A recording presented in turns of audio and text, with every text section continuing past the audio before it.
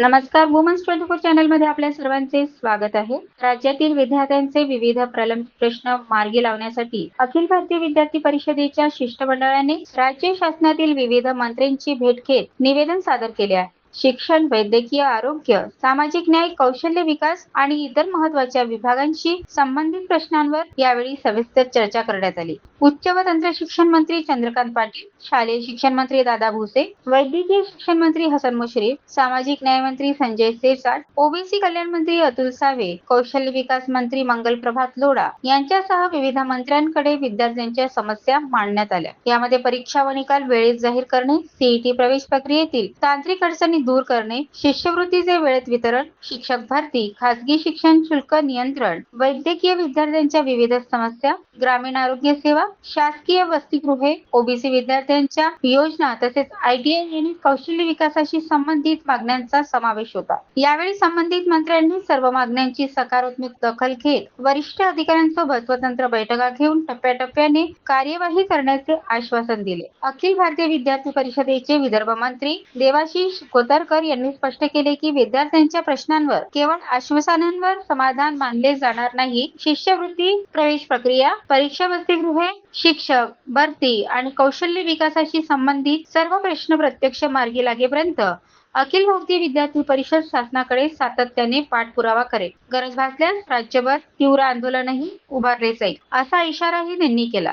नमस्कार. कुमारी चव्हाण, अखिल भारतीय विद्यार्थी परिषद विदर्भ प्रदेश.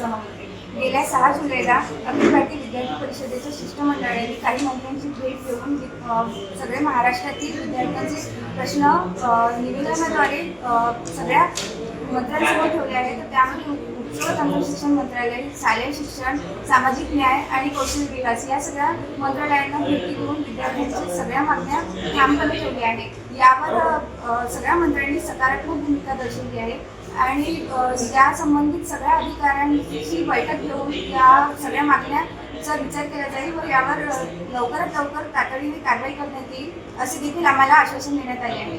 तर अखिल भारतीय विद्यार्थी परिषद ही आश्वासनावर न थांबता जोपर्यंत या सर्व मागण्या पूर्ण होणार नाही तोपर्यंत आम्ही या मागण्यांचा पाठपुरावा करू आणि वेळ म्हणजे गरज भासल्यास आम्ही राज्यभर आंदोलन देखील करू. किती नेमक्या मागण्या आहेत तुमच्या?